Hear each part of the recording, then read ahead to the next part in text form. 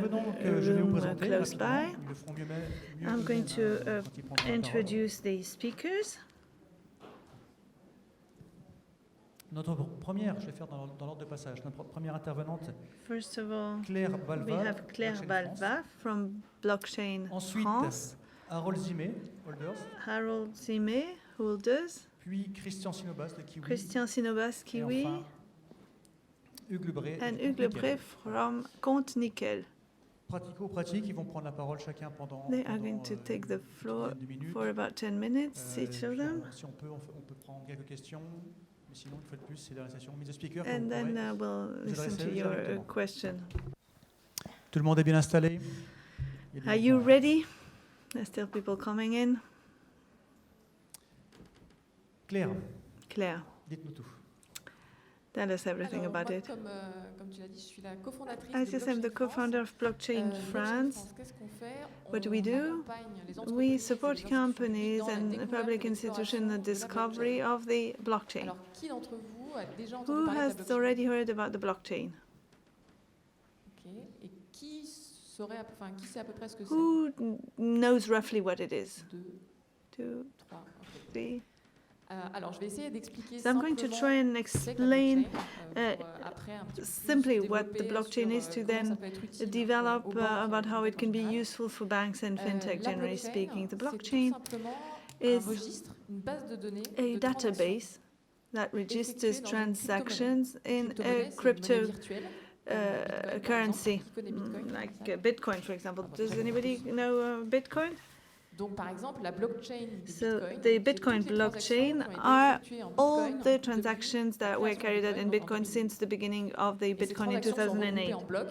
And these transactions are brought together into a block, which is why we call it a blockchain.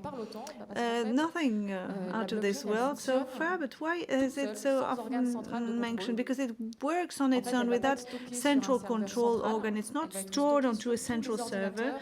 It's stored on all the computers of the nodes of the participant in the network. You can today decide to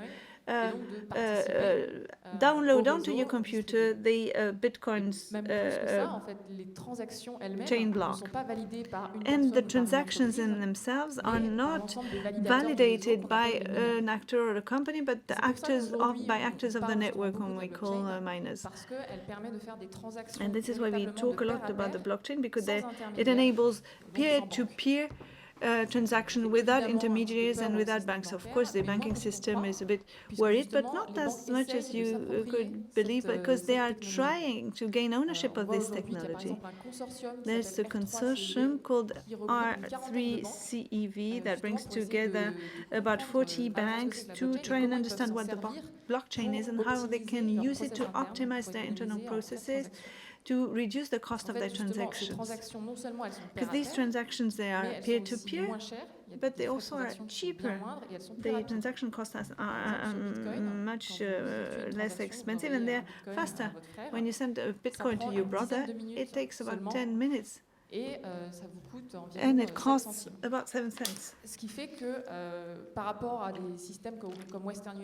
So if you compare with systems like Western Union, if you want to send money to abroad, you'd better use cryptocurrencies such as Bitcoins, but there are many more, than through conventional systems. There are other applications for this blockchain apart from pure transaction, hence the buzz in the media. Because not only does it enable you to send money peer-to-peer, but it enables you also to have a time and date for the transaction. You can add a text to your transaction, and it's almost a footprint or a fingerprint for your message in your document. Since there's a time and date to each block of the blockchain, it enables you to be sure that the document you have in your hands did exist at a given point in time, at a given time on that day. The invoicing processes are registered in the blockchain. That means that you are sure that an invoice was produced at that time on that day. You also have smart contracts. They are neither contracts nor smart. They're just elements in the blockchain, programs and softwares that say if something happens, then to carry out this transaction. For example, if I die, transfer all my bitcoins to my kids. How can the blockchain know if I'm dead? Because there are software onto the blockchain that use data from public database that introduce them onto the blockchain to trigger these smart contracts. Why is it interesting to couple the smart contract technology with the blockchain? Because when your contract is in the blockchain, you can't modify it anymore. Nobody can modify it. It's engraved in a marble. And it's interesting because it enables the automation of a number of processes in banking, in finance, in insurance. You can automate travel insurances, for example. And this is where you can see that a number of major companies should get interested in the blockchain. So people sometimes say that the blockchain will kill the banking when it will also help banks to innovate. It's a bit like when online banking appeared, and the idea was that it would kill the business in banks and agency. We can see that all the major banks now have online agencies. It enables them to save on their overheads and to innovate and create new business models. All this is legal, isn't it? Peer-to-peer, Bitcoin. This is a very good question. Honestly, there is a legal uncertainty in this area. In France, there's specifically there's no law to legalize or prohibit. But things can change from one country to another. Some countries consider Bitcoin a currency, others an asset, others prohibit Bitcoins. There's no territory to Bitcoin. It is not a company that exists somewhere. It's a set of computers that are running. So I can't tell you whether it's legal or not. The truth is that it depends where you are, and sometimes I have no clue. So it's fairly recent, so there's legal uncertainty. Yes, and since the technology is not mature yet, it's very complicated for legislators to understand what it is and to manage to create laws on something that's not that's still an ongoing project. Are banks really threatened by this, or are they going to try and invest, and by which they did for online banks? The online banks used to be startups, and now online banks belong to major banks, most of them.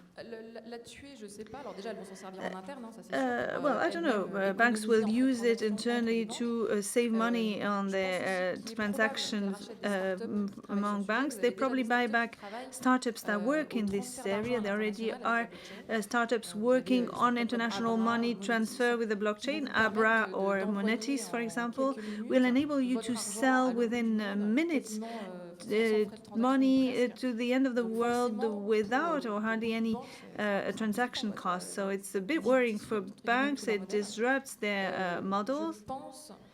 And I think that either banks will try and set up the very same services, or they will buy these startups to precisely try and save themselves. Is this the end of a banking agency, of the of banking as we know it? Maybe that's too radical, but Bitcoin didn't come in existence overnight. It was created in 2008. I think if it's going to be the end of banks as we know them, it's going to take more years to have a new invented bank. Has everybody understood what blockchain is about? Yes, you're a very good teacher. Yeah. You made it quite clear. Harold Zimé, Hookers. Harold Zimé, Hoolders. Hookers, ça n'a rien à voir. Vous êtes dans le même genre de disruption. You're also in a disruption business. Tell us what it's all about. There's a figure that was published in autumn, is that when you save 1,000 euros at the end of the year, you've earned 7 euros, the price of a sandwich, which is a scandal. 000 €, ça me rapporte 7 € en fin d'année. Oui, quand vous considérez un livret A, un PEL, On a savings account or. Donc, quand vous regardez ça, vous vous rendez compte que c'est un peu scandaleux. And that's really not much. And there are a number of fintechs that are experiencing very strong growth. We have people that join us all the time at Hoolders because it enables them to save. And how can they save? By investing in innovation that will dramatically change their daily life. On Wednesday, I was on co-funding live with the organizers, and I was asking in the room how many knew about BlaBlaCar. Almost everybody knew about BlaBlaCar, the car-sharing center. Same thing for Le Bon Coin. And that's funny because these are startups, these are small enterprises now that are growing fast, that created value for their investors. And 5 years ago, hardly anybody knew about them. What Hoolders enables today, or it enables investing in these type of innovation that are going to change our day-to-day life. So talking about innovation, I'm not talking about very recent projects. Very often we are talking about small and medium enterprises that already have a turnover, that have already started working. And the interesting thing for us was to add safety to this process, to enhance the quality of the cases, because at the difference of investment of existing investment platforms, since when we consider a company is robust, we invest. So Hoolders is a co-funding platform that enables each and everyone to save the money they want to save in the innovation they need in health, connected objects, together with Hoolders to professionalize their investment. And the story I like to tell is Daniel. He's an investor in Hoolders. He invested a couple of weeks ago in Neurosys.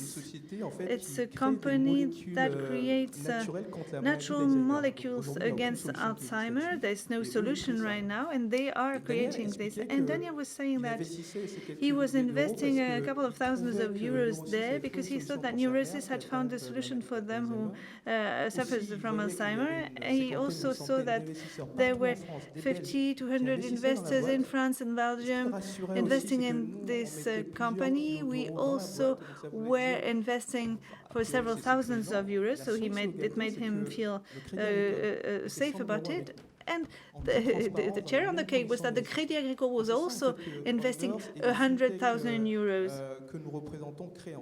This is what we create, fintech of Hoolders and the fintech we represent. We create transparency. We show that, well, if I ask people here, how many of you have smartphones?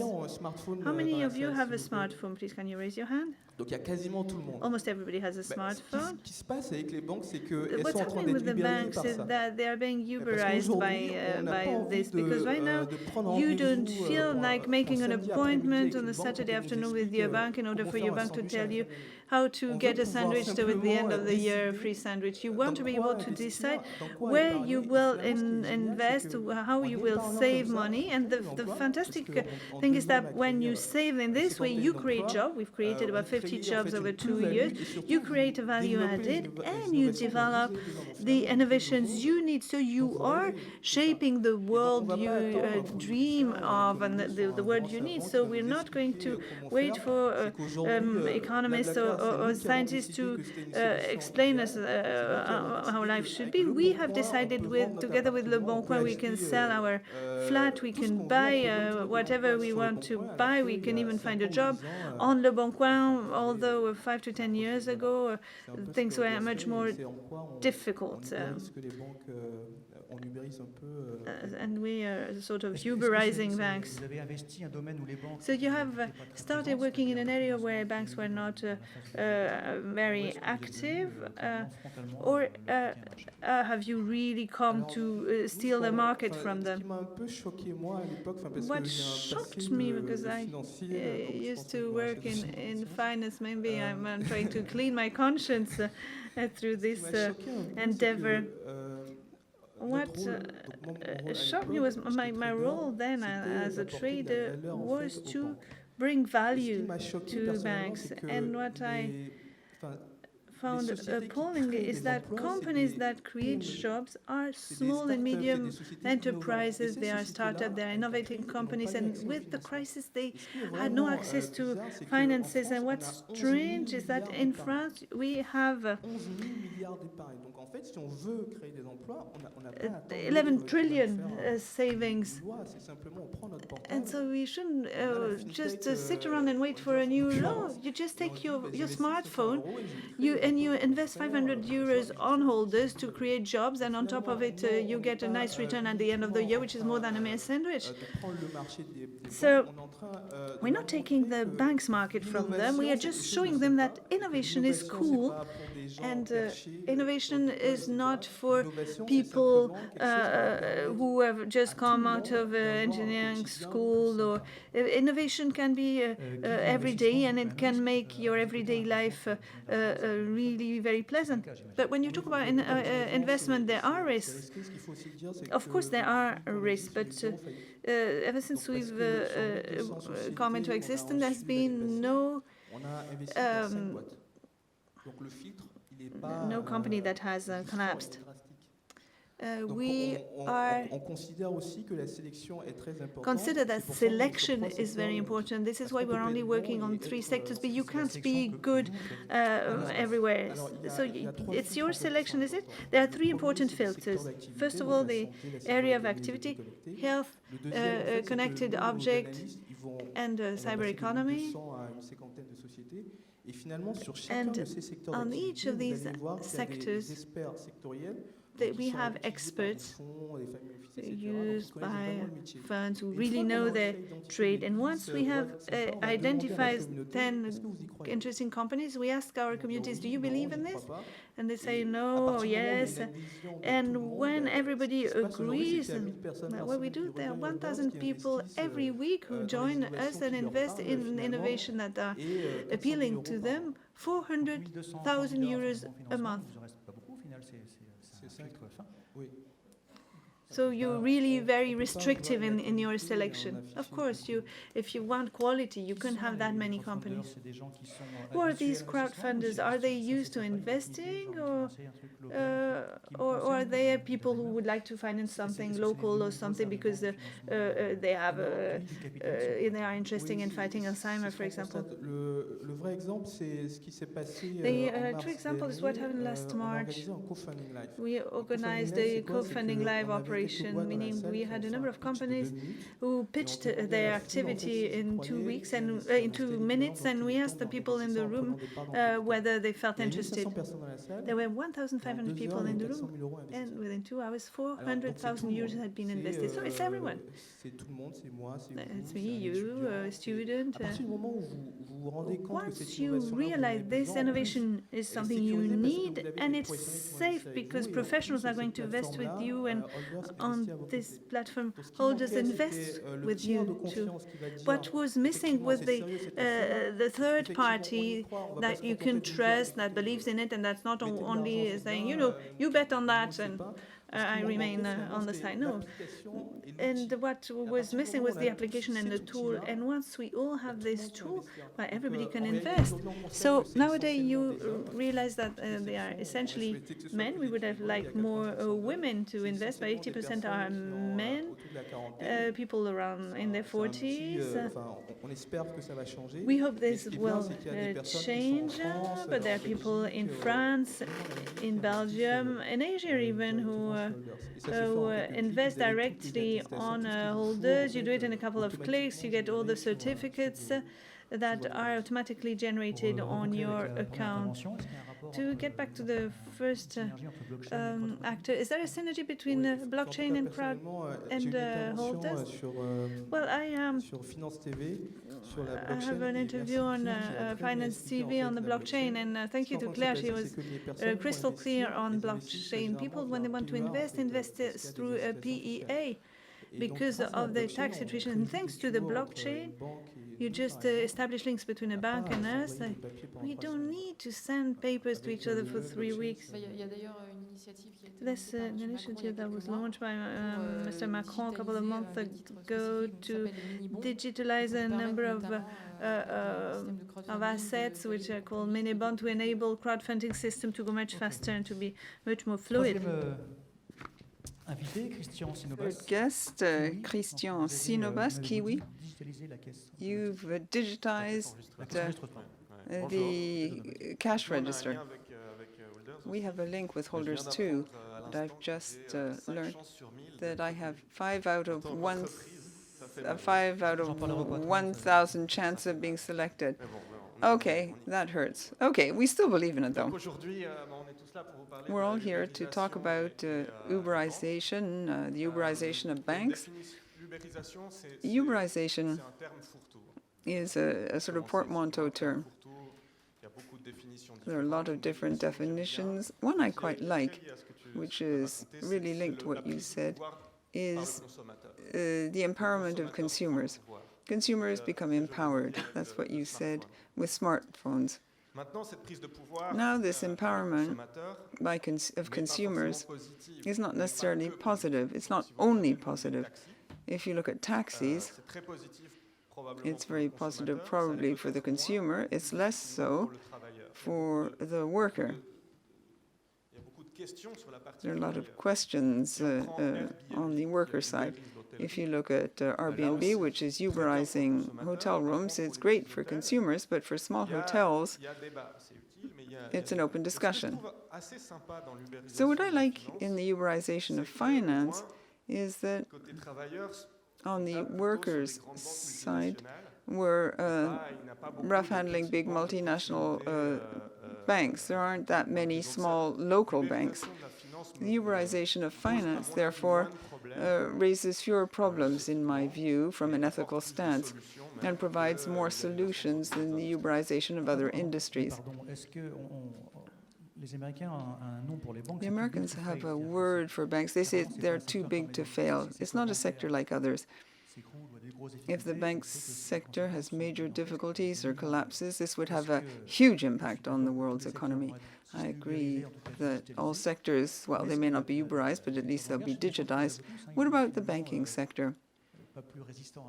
Won't it resist this kind of trend more? I agree with what Claire was saying. We're not going to replace banks. I think that banks are laggards when it comes to technology. They're being shaken a bit. But banks are sufficiently strong and intelligent to absorb the shock and to develop a new business model which better matches the 21st century. When you attack a taxi driver or a small hotel, that's quite different. We're shaking monsters so that they pay more attention to consumers. I don't think we're going to replace them, though. So, I spent about 10 years in microfinancing. I worked at Positive Planet. I created microfinance banks, and the consumers for us are micro companies, micro enterprises. And I'd like to talk about these consumers. I'm going to talk about the uberization of finance from the side that I know, microfinance, consumers and micro-entrepreneurs. I learned 3 main things about micro-entrepreneurs. First, they are really hard workers. They're very dignified when they go about their work. And they're victims of unfairness. They work 7 days a week, 10, 12 hours a day. They're often women. That's an important detail. Not only do these women work, but they also raise their children. They don't care for their children before and after work, but also during work.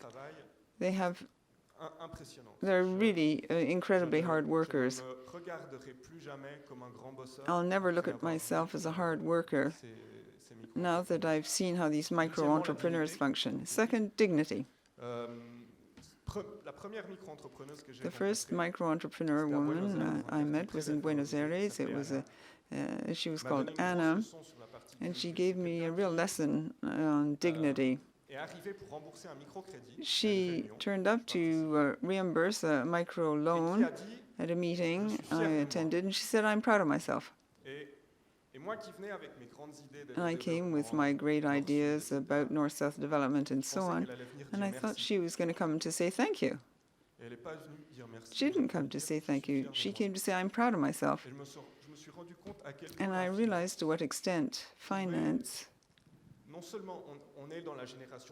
well, we create opportunity and income, but finance has a lot to do with dignity. There are hundreds of thousands of people who are creative. They have their little companies, and they are entitled to feel proud of themselves.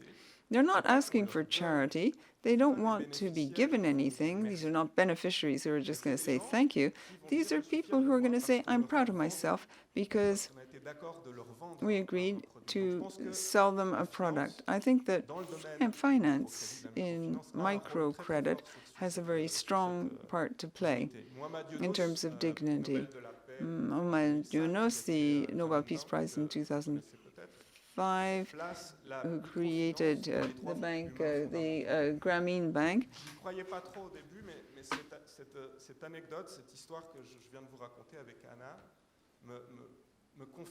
Plays a very active part in this. And as I was saying with Anna, the right to finance can be viewed as a fundamental right. And then there's justice. Justice because a person like Anna doesn't have the right to fall ill. There's a lot of vulnerability around. And when you compare with someone like me, I have unemployment insurance, I have health insurance, I have old age insurance, accident insurance, because it's compulsory, because the state forces me to take out these insurances. So if you like, people often say one shouldn't thrust welfare on the developing world, but we benefit from all this welfare, from all these safety nets forced on us for our own good. Someone like Anna doesn't have the right to fall ill. Now, just to return more to finance, someone like Anna every day is going to put money under her mattress every day. It's as though you put your money on a park bench. She doesn't have access to a bank account. She has to hide her money somewhere at home. And I'll tell you a little anecdote in that respect. If you go to see these micro-entrepreneurs, you'll often notice a huge fridge or even 2 big television sets. So you're going to think, oh, I'm going to have to help them what to do to decide what to do with their money. So I turned up with my resounding principles, and I was told, well, it's hard to get the TV out of the window. And I realized that these people, because they have no access to finance, were forced to turn the money into something else, to buy things, because at least that's an asset, it's there, it's tangible. So access to financing is very important. Now, what happens to people like Anna? These are people who start to get access to finance through microcredit. But for me, microfinance is the bank of the 19th century. It's a bank which is very close to its mission, the functions. It remains a bank, however, that has products that are only partial, deficient. For example, savings, insurance, there aren't many networks, the facilities, the infrastructure is minor compared with the bigger banks.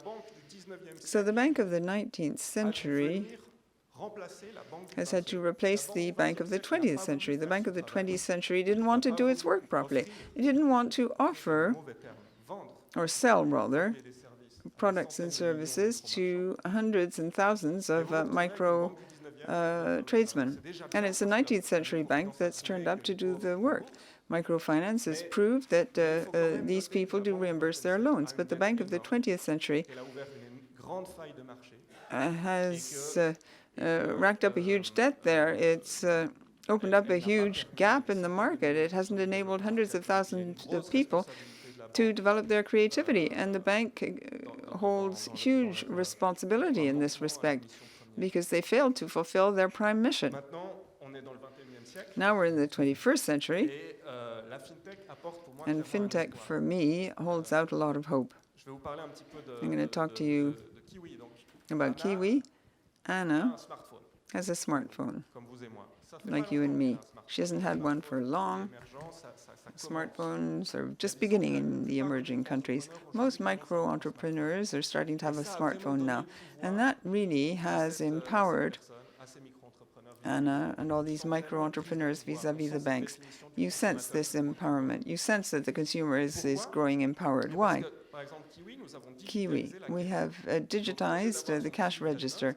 Instead of having a little booklet, she has her cash register on her smartphone. And with the audio device on the phone, this micro-entrepreneur can accept payments by cards. Credit cards. These two services have enabled us to go further. And what we did, over and beyond the product, is to make the micro-entrepreneur visible. The micro-entrepreneur now has the means of proving their activity, of proving that they are ability to pay off a loan.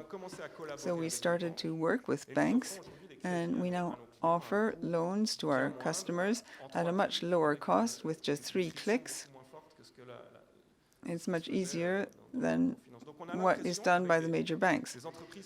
So companies like KiWi are an opportunity for the bank of the 21st century to do its work properly. We're very positive in terms of this ability to bring about cooperation between banks and microfinance. And I'd like to wind up by saying that what's important is not whether we're going to Uberize banks or not. Quite frankly, personally speaking, that's the least of my worries. I want to know whether all these micro-entrepreneurs will have the right to buy financial products and services which you and I have had access to for years now. That's what I wanted to say. Thank you. So you're creating a market. You're not actually treading on the toes of the banking sector. We are even inviting them to come into our sector. Hugues Le Bret, Compte-Nickel.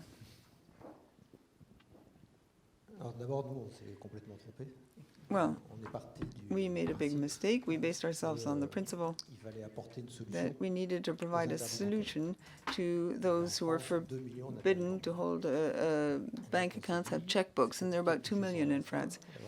It's hard to get various benefits or even wages, cope with one's children when you're not entitled to have access to a bank.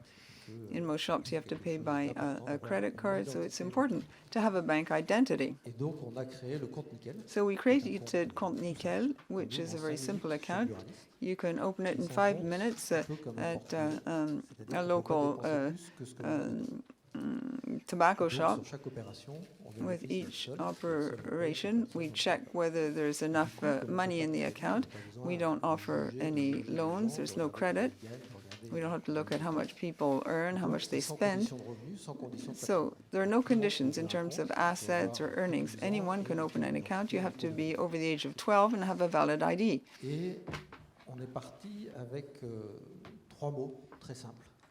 We started out by basing our activity on 3 words. Universality. In other words, we address absolutely everybody, whoever they may be. We treat everyone in the same way. It's a bit like a ballpoint pen. There's a lot of technology in the tip and in the ink, but everyone can buy a ballpoint pen, whether they're rich or poor. everyone needs to write. The second word is transparency. There are no hidden costs. We publicize our margins. The costs are summed up in 5 lines, and we are very simple. Simplicity is the third word. Who comes? I'll explain that. But we really made a mistake. You know how many French people can't balance their account at the end of the month? 25%. Do you know how many French people have exceeded the amount, the negative balance they're allowed each month? What does that mean? It means I've gone into the red. When I open an account at a bank, I'm told, well, I'm allowed to go into the red by 300 or 400 euros. So, and it's really costly if you exceed the amount allowed. The interest rate goes from 13 to over 20% because it's an incident. And the ceiling is 8 euros per incident. That can amount to a huge amount. And if you then try to withdraw 20 euros cash, well, then again, you're going to have to pay 20-some euros. What about if you try and pay for your electricity and your payment is turned down because you don't have enough cash in your account? Well, that also will cost you a huge amount of money. So you rack up all these costs. The bank costs are in an L curve. The poor people pay everything I've mentioned, and rich people have a free business credit card, a gold card. So we realized that our clients for the Compte-Nickel were forbidden to hold a bank account, access banking services, but it's 45% potentially of French people. And the cost of a bank for these people is 400 or 500 euros. And with Compte-Nickel, it costs these people less than 50 euros. You pay 20 euros subscription every year. You pay 20 euros to the local tobacconist. He will give you your Compte-Nickel bank account. And then you get an IBAN and you have a bank identity. And then there are all sorts of applications on the smartphone. You can access your account. It's all very simple. You pay 20 euros a year for paying by credit card, for making bank transfers, and so on. The thing is, you can't spend more than you have. So the balance is checked with every transaction, but you're not punished if the transaction is turned down. If you go to into a shop, you buy stuff, either you have enough money to pay for it or you don't. You can't spend more than you have. And then we have 2 other very simple rates. If you deposit cash with a tobacconist or withdraw cash, then you have to pay for that. The bank will bill 65 cents. And that's normal because there are costs, so you have to transport the funds, etc. The margin is 35 cents. And what I say is it'll cost you 1 euro to withdraw cash, and people don't withdraw cash very much. There's no problem. They don't have any problem paying. You don't get anything for free, but the prices are right and easy to understand. People withdraw cash 27 times a year. So, okay, why don't I up the cost of the card to 47 euros a year? That would cover the cost of more cash withdrawals. But why should I do that? People only pay for what they use. And when they deposit cash, that costs 2%. We share with the tobacconist. It's much less expensive than if you pay through a bank or you have you go into the red and you pay very high interest rates. So that's where our income comes from.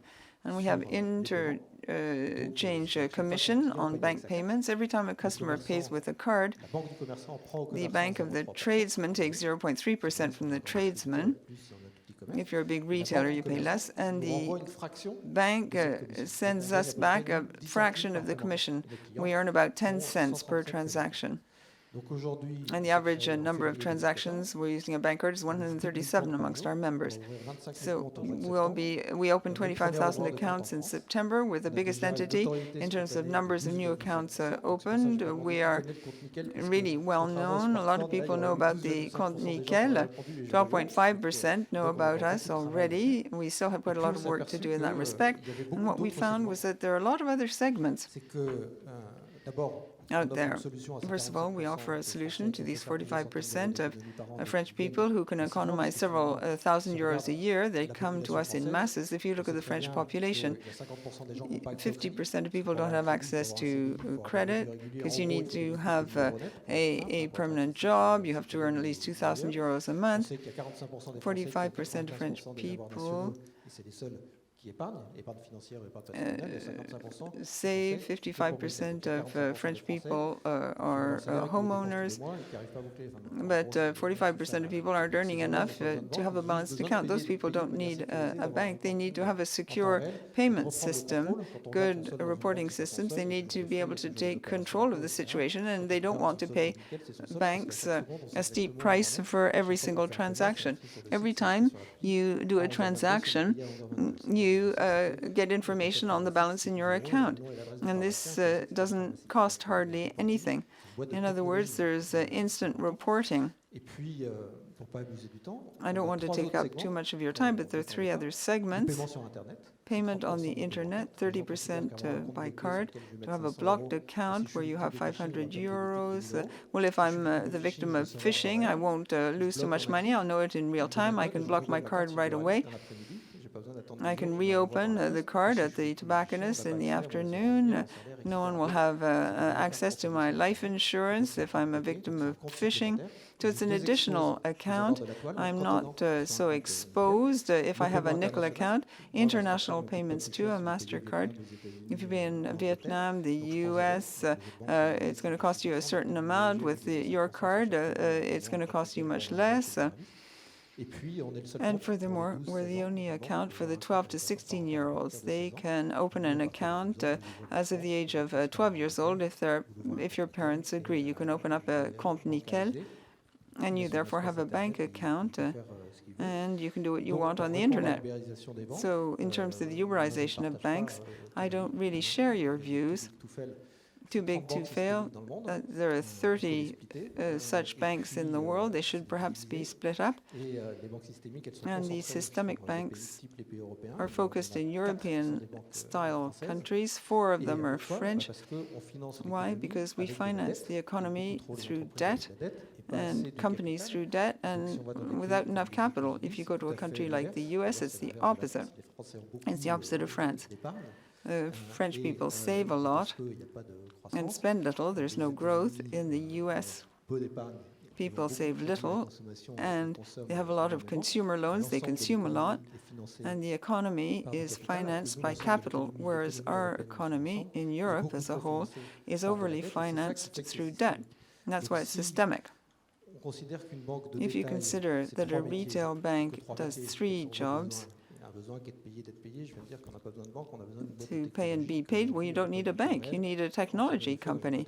You can do this kind of thing better with technology than with a bank. And granting loans, there are lots of fintech companies that propose this in peer-to-peer on a platform, or they can do better. Microcredits, companies like Foratum are in about 40 countries. They offer 200 or 400 euro credit that you reimburse in about 2 weeks, and then there's saving. There are lots of solutions provided by fintech. So in theory, to be paid to finance your project or to save, you don't necessarily need banks. There's a study that appeared on banks which says that uberization will arrive through payments. You do financing, we do payments, and it says that banks will lose 23% of their activity. I don't think it's going to be a total disruption. I don't think all the banks will fail all of a sudden. I think people are very conservative. Banks live off the savings of French people to a large degree. The commission on savings is high, and the incidental expenses are very high costs. So we reduce these costs for the French, and I hope we'll have many more thousand customers. I believe that this will have a multiplier effect. I think others will come and do things like we are doing with different offers. And because we're in the positive economy, I'd like to wind up, because I don't want to monopolize the floor. And we distribute through tobacconists. Why do we do this? It's because this is necessary. They are needed. They sell stamps, newspapers, cigarettes. Only 25,000 left today. They're shrinking in numbers. They need to reinvent what they do. We need little shops in villages. So this is a further dimension in our model. We want to do things that are really different from others. So we don't distribute on the internet. That's counterintuitive for a technology company. In the era of uberisation, we distribute through physical shops that are close to people. We're very proud to have a low-cost bank identity, and we're very proud to support the tobacconists. Thank you very much.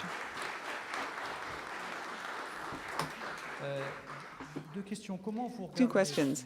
How do you view banks and bankers? Or how do they view you, rather? Do they view you as sort of mopping up a whole bunch of people they don't really want to have as clients? How do they view you? Second question. Among your customers and banks, have you noticed changes in behavior? What do banks think? I quite frankly couldn't care less. There's only one bank that interests me. It's the Banque de France. We have been approved by the Banque de France. They audit us, and their opinion counts for me. The others I couldn't care less about. Of course, it'd be nice if they spoke a lot about me to give me free publicity. A parallel. Renault, when it came out with the Dacia, a low-cost offer, they found that they were cannibalizing themselves. You have a low-cost offer. What do you think about that? 50% of our customers come because we're not a bank. The intrusive side of banks doesn't appeal to them. The change of behavior is huge. If you can't spend more than you have, you're going to spend less. People say, thanks to you, I've no longer gone into the red. There's a strong societal trend. We wondered whether people would spend more than they have, and the answer is going to be no. People compare. They only buy what they need. We're in a sharing economy. People need to do rational things. People don't want to spend more than they have. They don't want to be forced to do it. They're happy to buy a fridge if they can pay in 3 installments. They're happy to buy if it's a real investment. But people no longer want to spend more for lack of information. And they don't want to end up being punished because they do so. As people are spending less than they have, they can then save. So it's up to us to help them to do lots of things. We have a lot of data in real time, so we can analyze all these data. We can help people to analyze their own expenditure, not like as an account disaggregator, but we show them what the necessary expenditure is, what they spend in this or that area. We analyze the expenditure. We can tell people whether they've made the right choice when it comes to electricity or telephony supplier. And we can say, oh, you live in this area in Le Havre. Most people in your areas have a breakdown in their expenditure, which is different. Are you interested to know more about this? We can offer them grouped purchases, for example.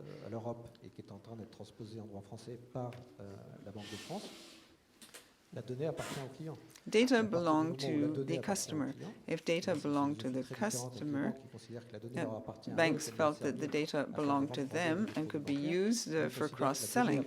But if data belongs to customers, then it's up to the customer to be able to use the data as he or she likes and to choose what's going to be done with it.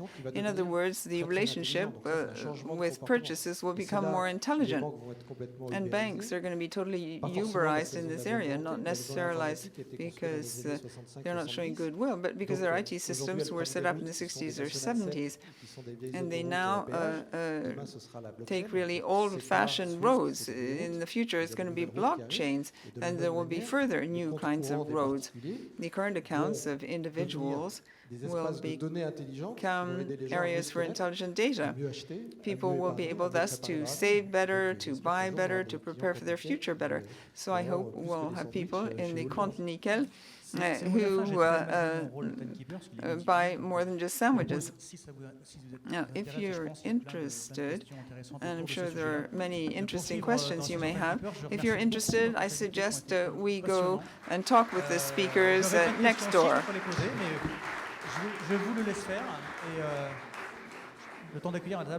Now we're going to organize the next round table. Thank you.